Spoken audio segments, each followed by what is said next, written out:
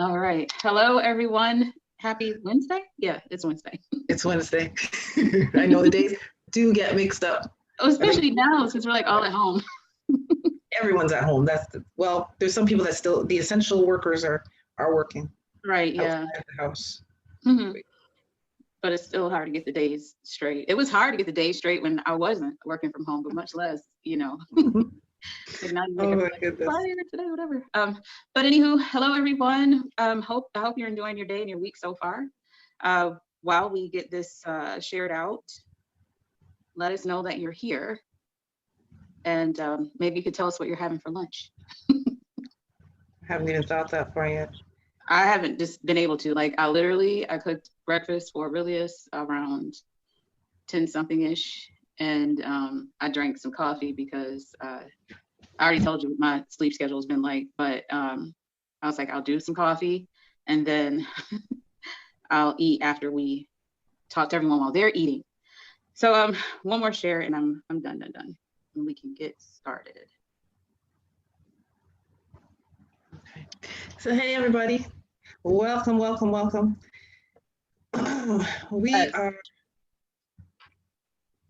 We're here for our Wednesday happiness check-in with myself, Shirley Brooks, life coach and life coaching counselor Jen Slay, just in case you're watching from another page and don't know who we are. We kind of set a goal. Say it again. Sorry, go ahead. Sorry. To say we kind of set a goal for the next few weeks to kind of check in with you guys, maybe every Wednesday, perhaps on your lunch or at some point on Wednesdays, just to make sure you're doing all right and finding ways to maintain some level of calm and happiness during I don't want to call it chaos. What was it you called it the other day? Our time for reprioritization.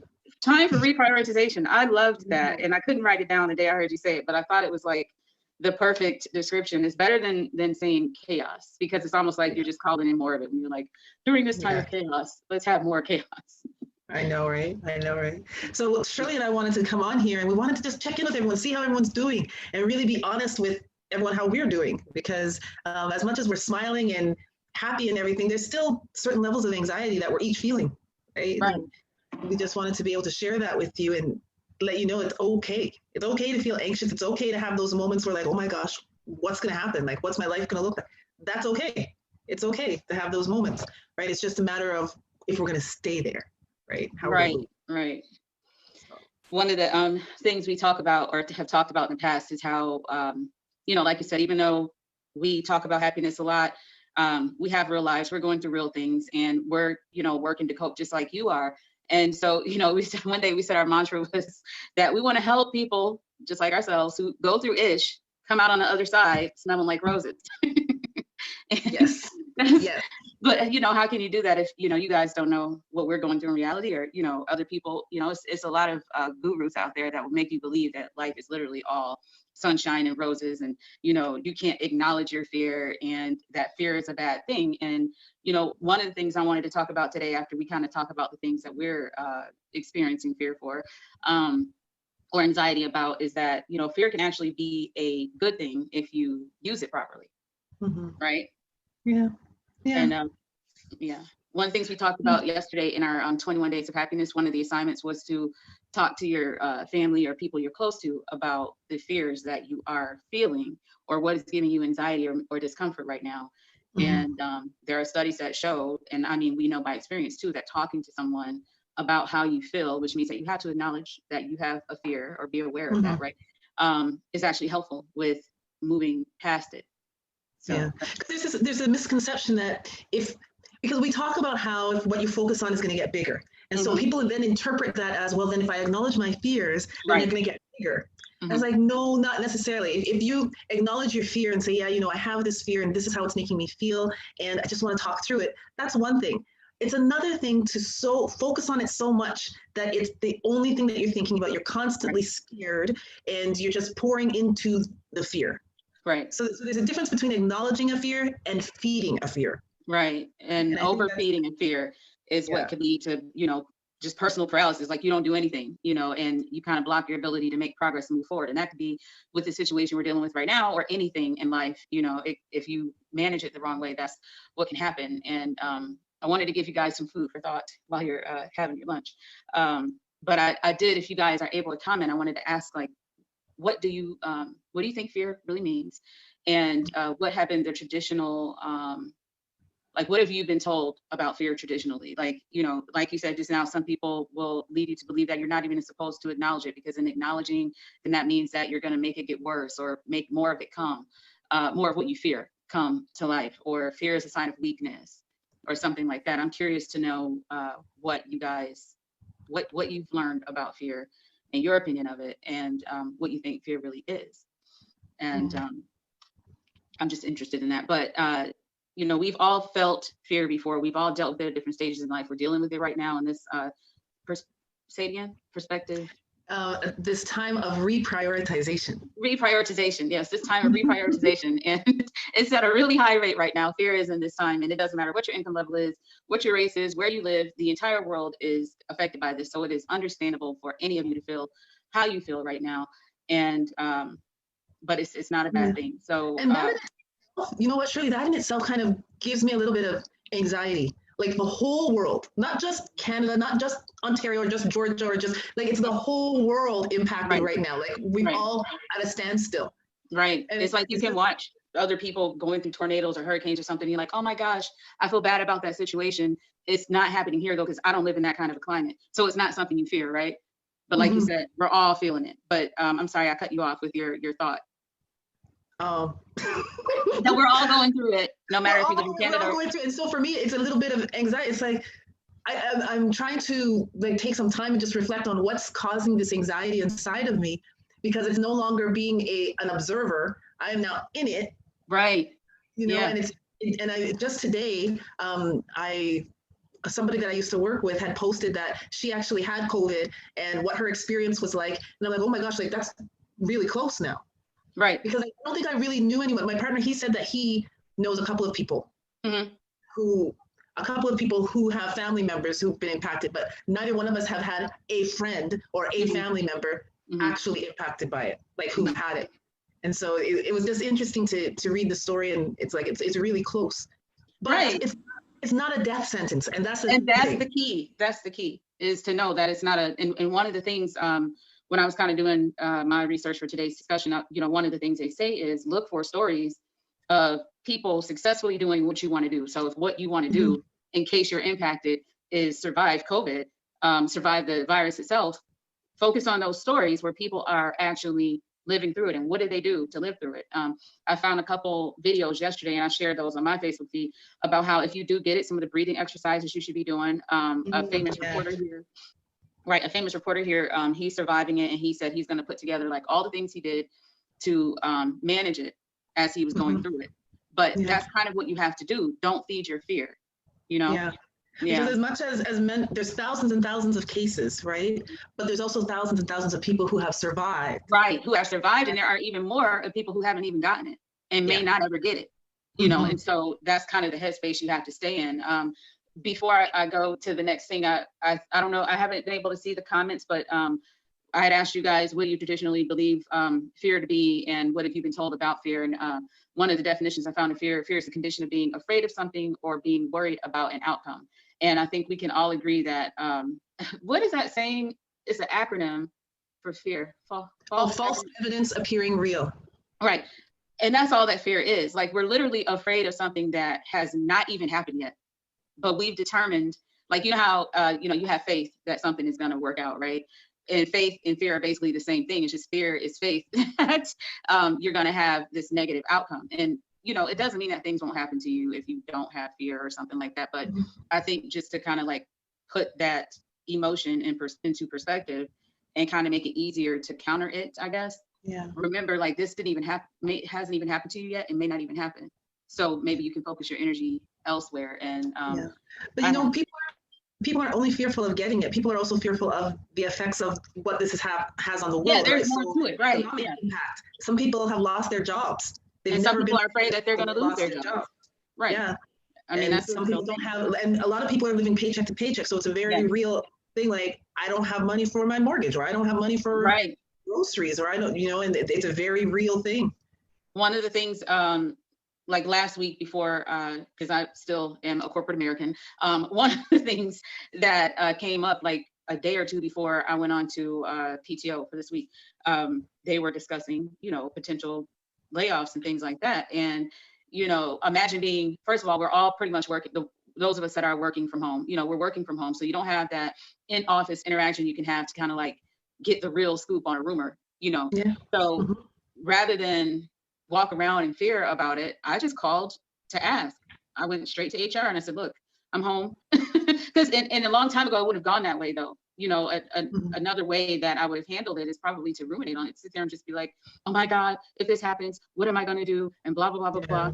But instead I went straight to the source to find out, what are you guys talking about in reference to this? And then I started looking at, okay, what if it does happen? How do I need to prepare? So one of the things I did was like rewrite our budgets. I looked at the unemployment website to see how do you file a claim, because I never had to do it before.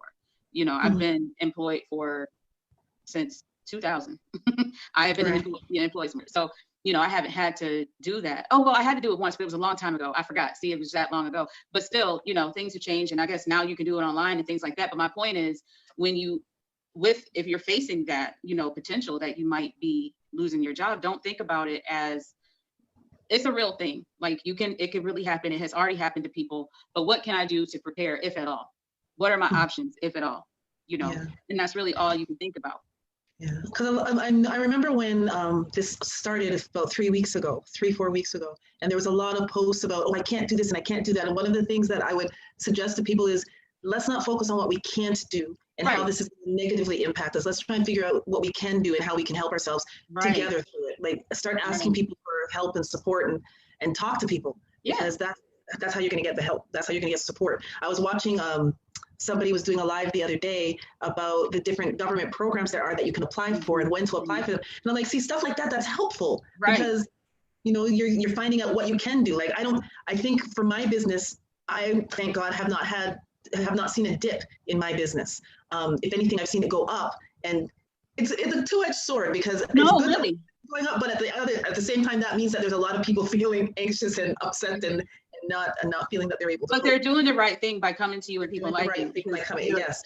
So, but I say that just to say that I probably won't have to apply for that stuff, but it's good for me to know if I do, how I can. And so finding those type of videos, because on the other end, there's a lot of videos out there scaring people to death. Oh yeah, I'm gonna talk about that too when I get to my fear thing, because oh my God. But but yeah, you're right. And like that's why I did what I did when they start talking about that. I was just like, okay. And by talking to HR, one of the things I learned, if I do have to do this, they were talking about like how they might the different ways they might manage the budget in terms of people or whatever. And they were talking about a resource for unemployment. Apparently there's besides the base of unemployment, if you're laid off because of COVID, depending on where you are, they gave an extra so many hundreds of dollars per week for unemployment if that's why you were laid off. So that was like, another good thing to hear. It's just listening to how they might manage it, as well as what the options are out there, and looking into more, that helped with kind of like easing whatever anxiety I might have been feeling that day about the prospect of it.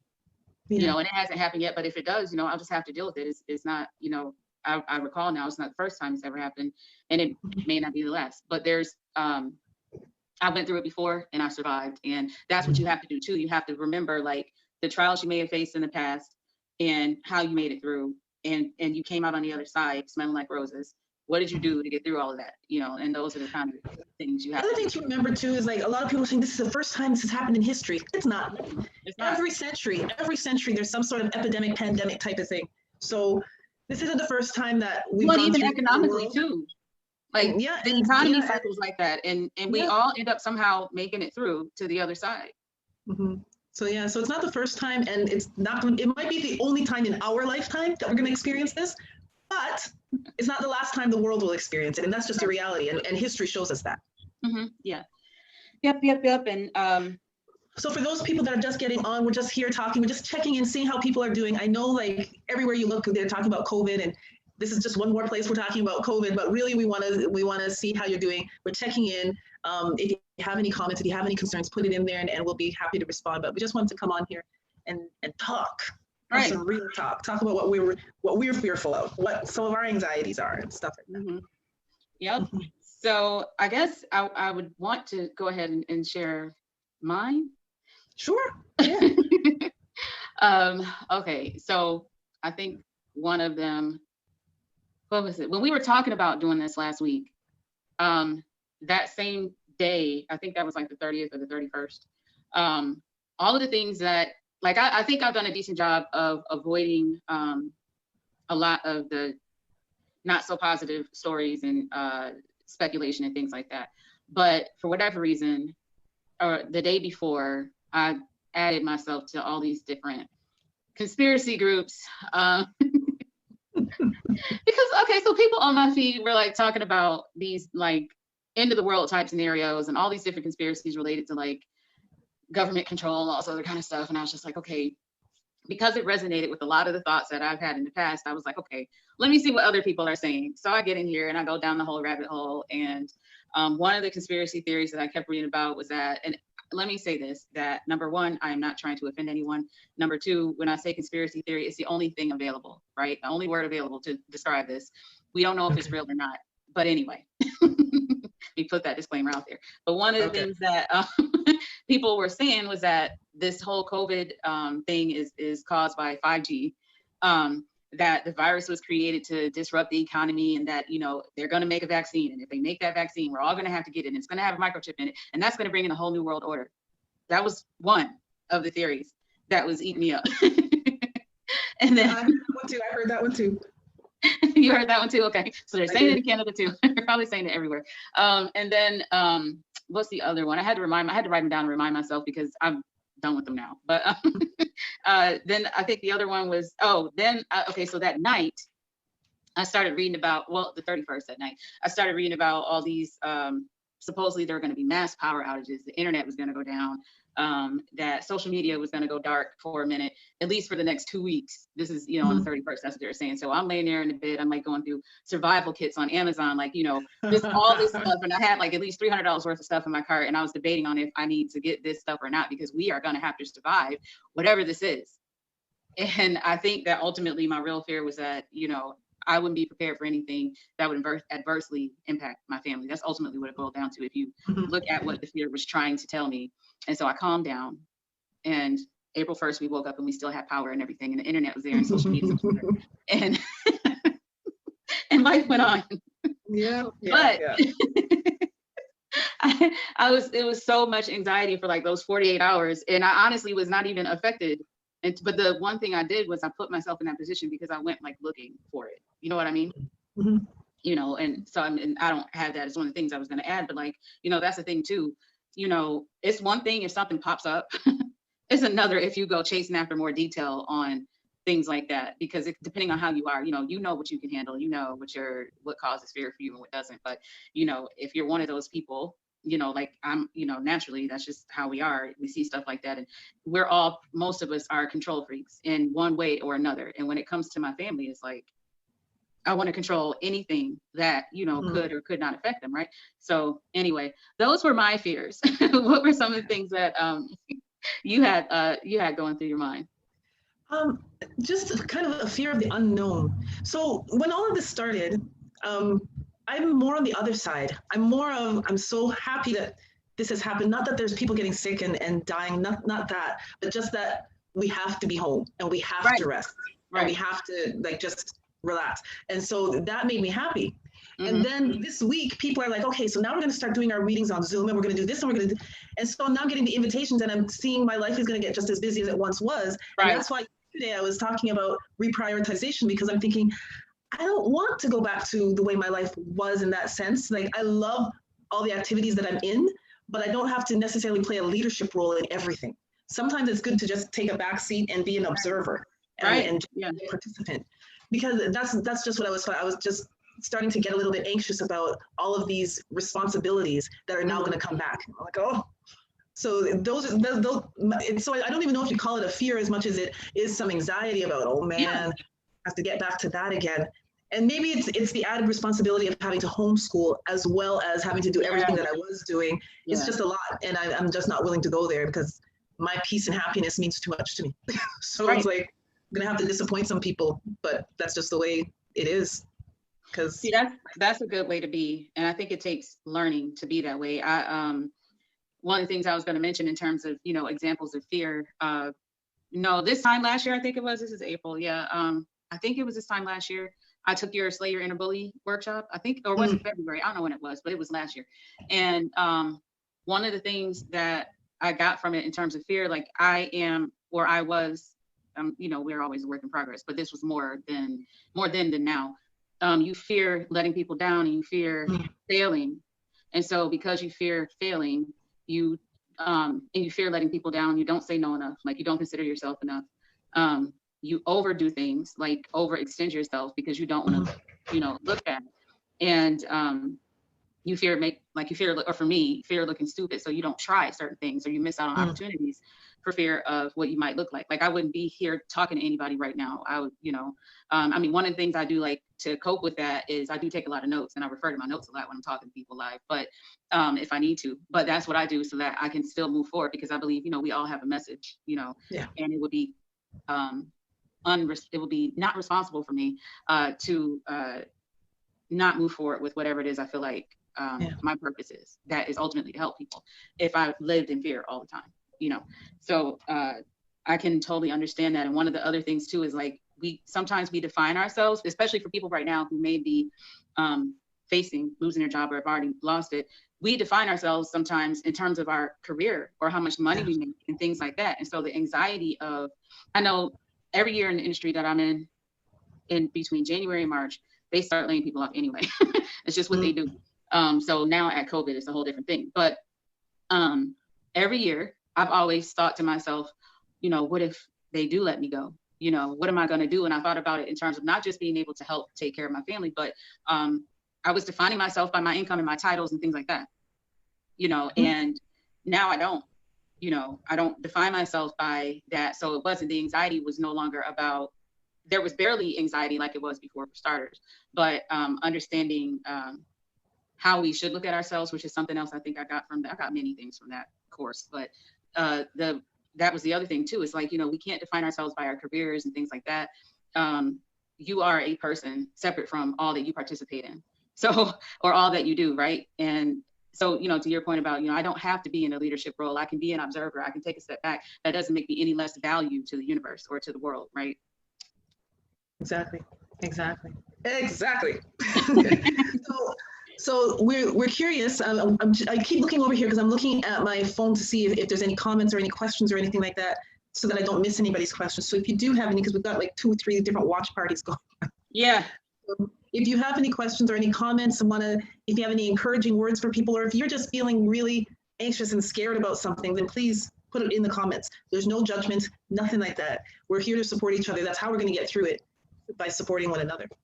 Right. So one of the things in terms of supporting one another, before I get into my little, I don't want to call them coping mechanisms, but I guess advice, because this will work for me in terms of dealing with some of the anxiety or fear that came up because of what's going on right now.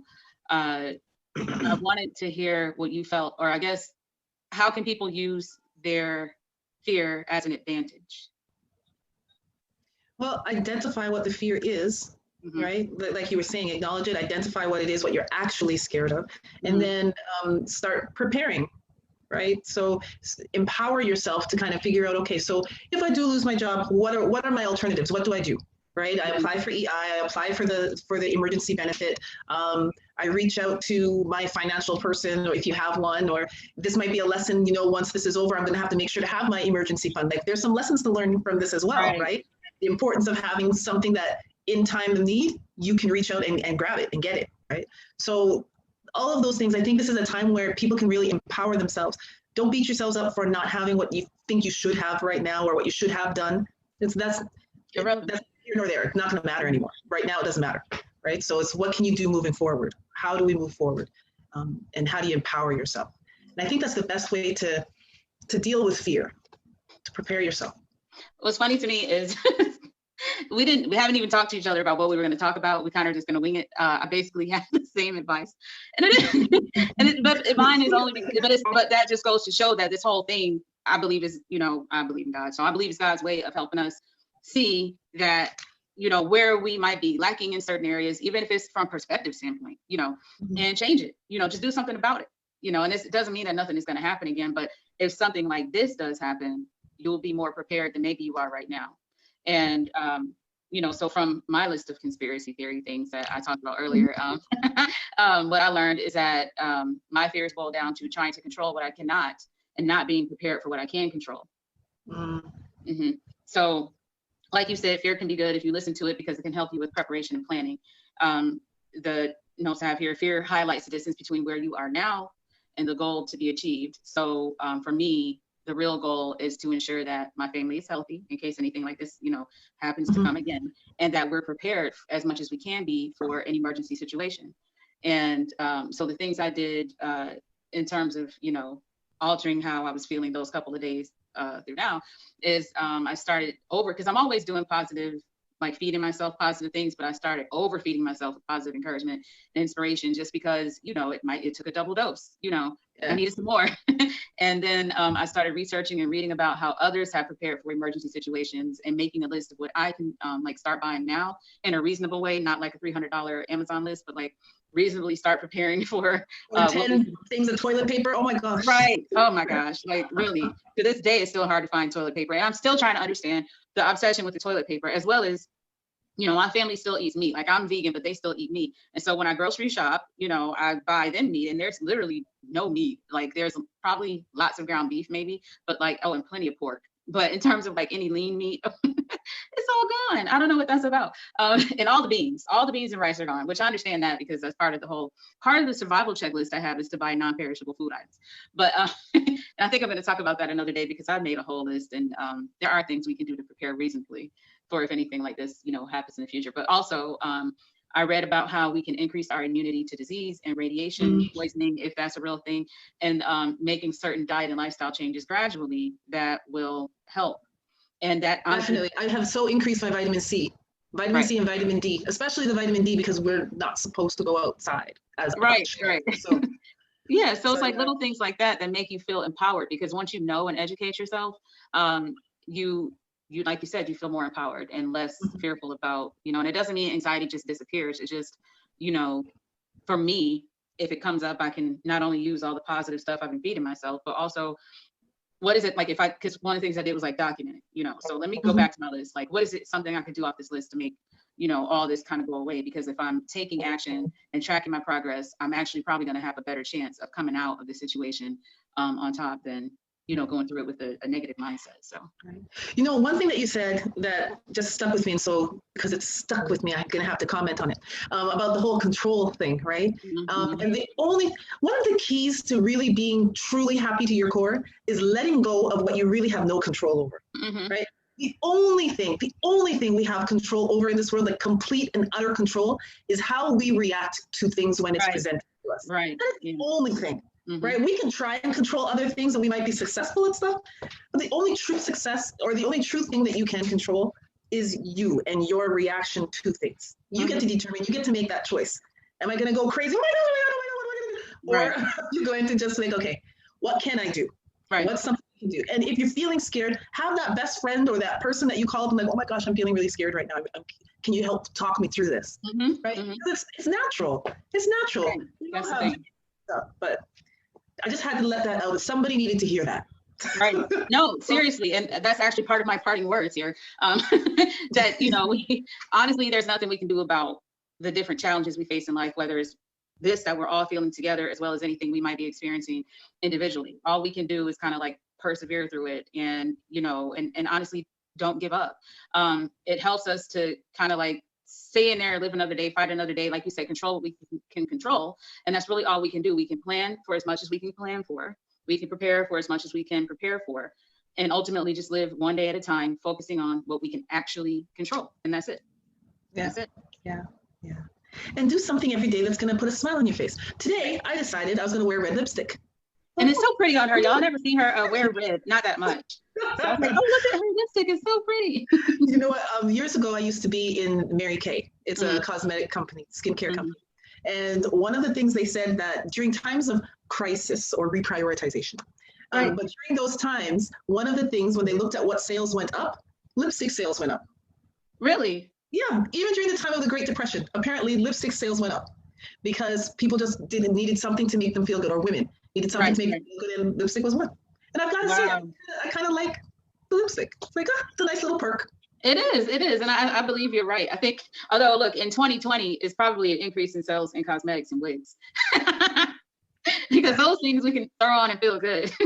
Yeah, I actually messaged my friend saying, I'm like, so are there any wig companies, online companies that are open right now that are delivering? Oh my God, they're all over my Facebook feed. Like, probably because it's heard me say wig so many times. I'm gonna buy a couple. I'm gonna be online a lot over the next few weeks. So I was like, I'm gonna change up the look a little bit.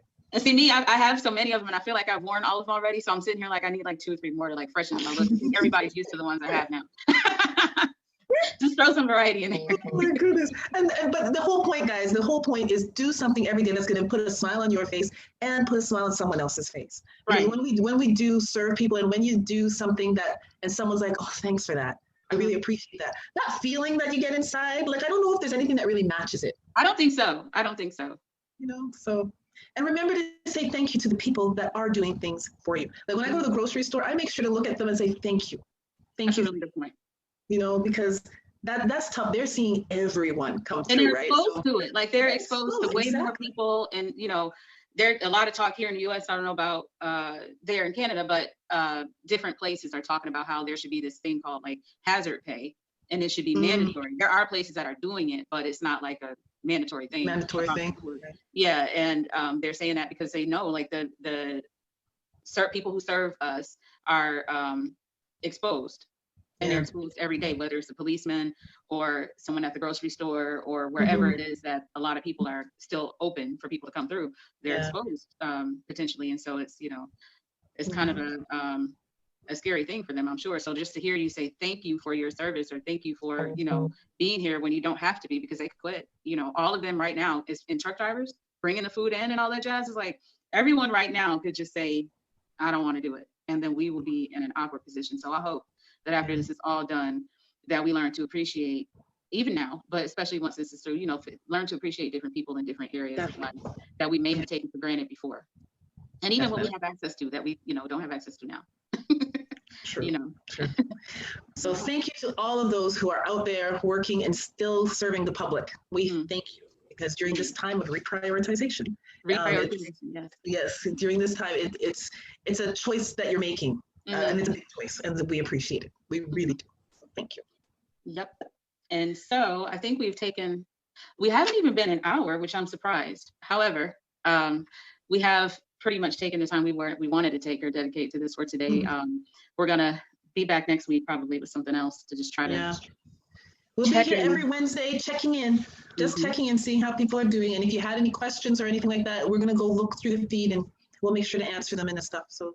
No worries. Yeah, let us know if you're watching a replay, throw that hashtag in there, replay, and please share this out to other people. I think there are a lot of people who need to hear, you know, fear is a real thing, and it's okay. It is okay to feel it. It's what you do with it that matters. And so talk to you guys next week. See you guys. If we don't see you before then. Bye. See ya.